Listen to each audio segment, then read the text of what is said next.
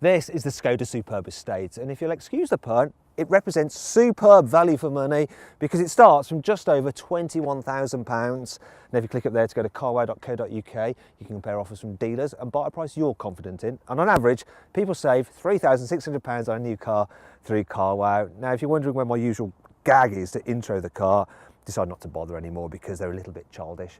Anyway, this car's boot, it's absolutely massive. So it is the biggest in class. It's super practical. You can carry all that you need in this car. And it's not just huge, it's also got lots of really clever, useful features. So the parcel shelf, it's very easy to just slide back. And it's nice and light, so I can remove it very, very easily. We have some tethering points here, got 12-volt socket here. Love this feature as well. You've got a raisable false floor, and to do it, it's dead easy. Look. Bang, it's up, and then you've got a flat low bay. You can slide things in and out dead simply. Now I can fold down the seats if I want to using the levers on the top, and if I wanted to I could have walked around. It's just a bit of a shame this car doesn't have as standard some levers in the boot to do it like you get with a Volkswagen Passat Estate. Now look at that space, it's huge. You can carry pretty much all that you'd need to. Now let's talk about the back seats. Now I'll just pop these back, as you can see, very easy to do, because I want to show you just how absolutely massive it is here in the back. I mean, it's like a stretch limousine. Look at this. Look at it. Loads of room. I mean, there's few cars that are as big as this in the back, and I'm talking like Mercedes S-Class long wheelbase and stuff. This is massive. Loads of headroom as well because of the boxy shape. Big windows, huge footwells. In fact, the footwells are so large, look, I can actually fit in them. I think this is a first for me in any video. I've never illustrated a footwell like this before. Yeah, this car is massive. You've got some other features like this. Look, we've got the armrest, you've got some cup holders there. We've got a through ski hatch, which is handy. Now, if you're not using that, you can carry three in the back, though this centre seat is a little bit raised up. So it does mean that it's a bit of a perch here. And I don't think this car is quite as good for carrying three in the back as a VW Passat, though it is better for two in the back because it's even bigger than the Passat. Now, if you click up there to watch our detailed practicality video, you can see just how much stuff we could cram into this car's boot, how easy it is to fit a child seat, and what it's really like with three people in the back at once.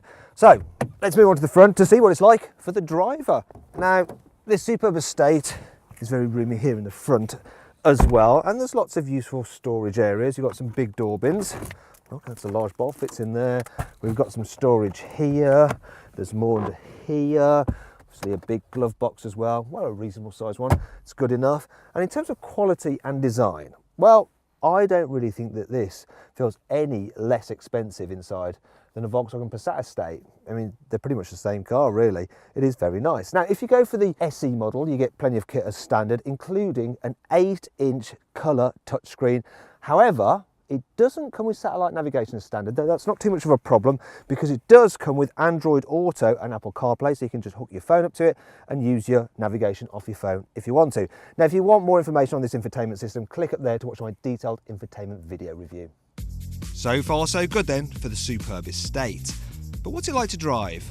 Believe it or not, this big old Skoda shares its chassis with this sporty Audi TT. Obviously it's been lengthened quite a bit and it errs on the side of comfort.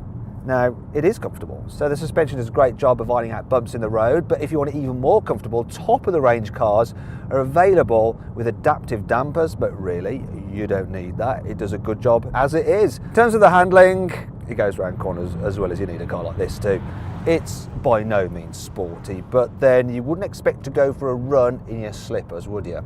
In terms of the rest of the experience, well, the seats, they're quite nice. The material is a little bit on the cheap side, but they're comfy enough. You can do lots of miles in them, no backache at all. One thing I do notice though is when you're going at speed, you do get quite a bit of wind whistle. It's maybe not the quietest car in its class, this Skoda, but it's not too much of a problem. In terms of visibility, yeah, this is a big car, but there's hardly any blind spots, so it's actually easy to manoeuvre in town traffic, and the controls are nice and light, and yeah, there's not much to complain about. Just a little bit difficult to park maybe, but thankfully you do get reversing sensors as standard. Now, if you want to check out the visibility yourself, click up there to join me for a 360-degree passenger ride video. Now, you can get this Superb Estate with a wide range of engines from the VW stable. So I would personally go for the 1.4 litre TSI turbo petrol. You know, it's nippy and it gives decent economy, but most people probably go for a diesel. This is the 1.6 litre diesel in this car, and it's actually all you need. If you go for the green line version, Skoda claims 76 miles per gallon. This isn't the green line, so for this one it's supposed to be 67 miles per gallon, though I'm getting around 45. Now the engine actually has just enough shove for most people's needs, though if you plan to tow you're going to want one of the 2-litre diesels. If you plan to go quickly, you can get a 2-litre turbo petrol with 280 horsepower, and that one has 4-wheel drive.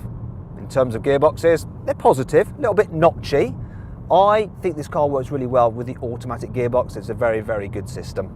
But hey, you pay your money and it takes your choice. And this brings us on to 5 things which aren't so great about the Skoda Superb. In a Volkswagen Passat you can get a fully digital driver's display, but in the Superb, all there is a tiny little black and white screen. The on logo for the stereo rotates round when you change the volume, and it just looks a bit unusual. From certain angles, this car looks like a big old barge, especially in red. You kind of feel that this car would benefit from a nice old-fashioned analog clock just here instead of that passenger airbag warning sign. Look at all these blanked out switches. Makes you think about all those options you couldn't afford. Still, the Superb has plenty of cool features which more than make up for all this. The boot light also doubles as a torch, and it's magnetic. There's an umbrella inside each front door. You can fit the load cover underneath the false floor. There's an eye scraper in the fuel filler cap. There you go, going to need that this weather. Oh, it's magnifying glass as well. Forgot about that. There's another cubby just here, and it's so huge it can fit my egotistical big head.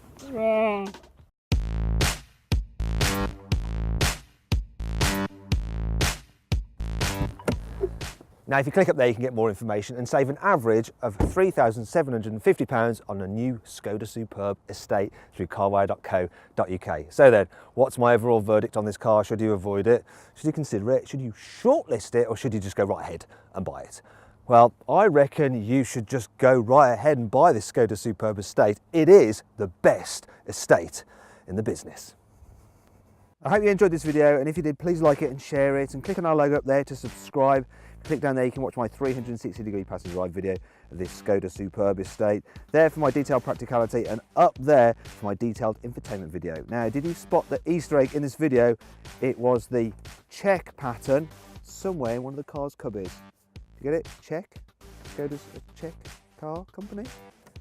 Yeah, well anyway, see if you can find it again by rewind the video to see where we hid it.